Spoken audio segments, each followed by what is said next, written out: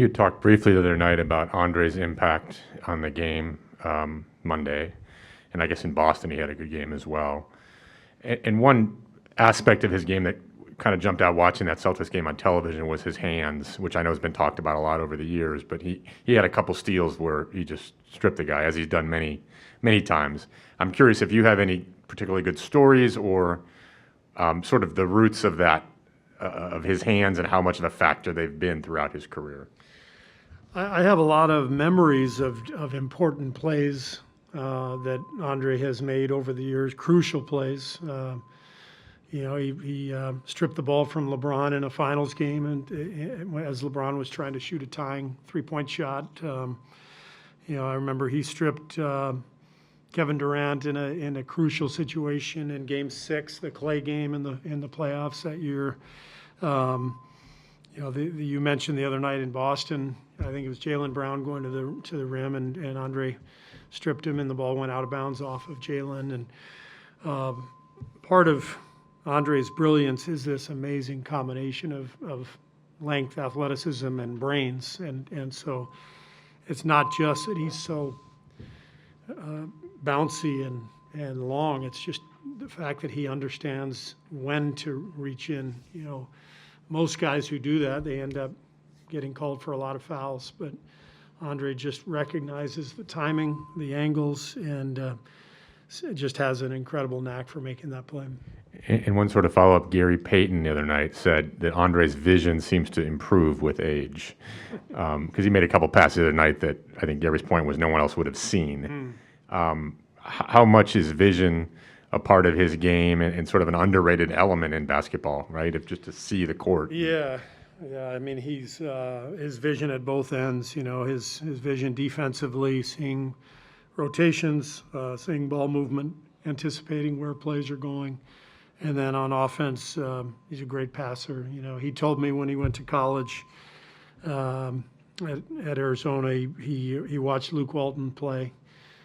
In pickup his first few weeks on campus, and he said, "I want to play like Luke Walton." And Luke obviously had just incredible basketball IQ and feel, and so I think Andre is a great example of someone who has combined athleticism and feel, and really took the time to study the game, learn the game, and had great coaches along the way, and in my mind, he's turned all that into a Hall of Fame career. We've all seen Andre strip opponents of the ball over the years. I'm wondering if you have any one good story, whether it's a game or a practice. I mean, it seems like he has some of the best hands we've ever seen. He'll tell you about them too.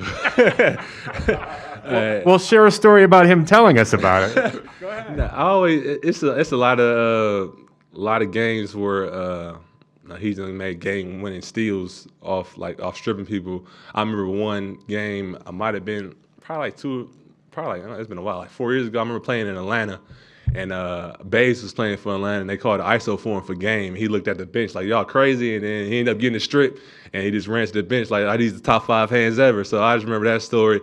And then I remember the big moments like versus Portland, in big games in that series. He stripped Dame one time for game. He has a lot of game with his steals, and he'll tell you about his hands. He's gonna make gestures with his hands. He's gonna run off looking at his hands. So he's one of the best defenders ever, and I've been lucky to play with him.